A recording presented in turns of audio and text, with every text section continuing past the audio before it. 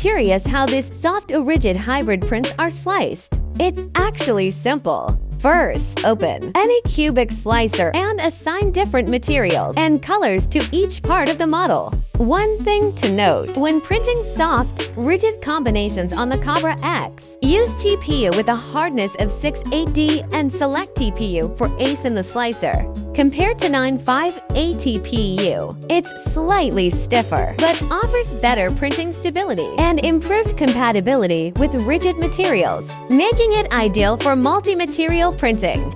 Next comes the key step. Use beam interlocking in the material settings. This feature generates an interlocking beam structure at the locations where different filaments touch, improving adhesion between filaments, especially models printed in different materials. Once everything is set, go ahead and slice the model. The slicer will automatically generate the correct toolpaths and material switching instructions. Finally, load the fitting filaments and start the printing.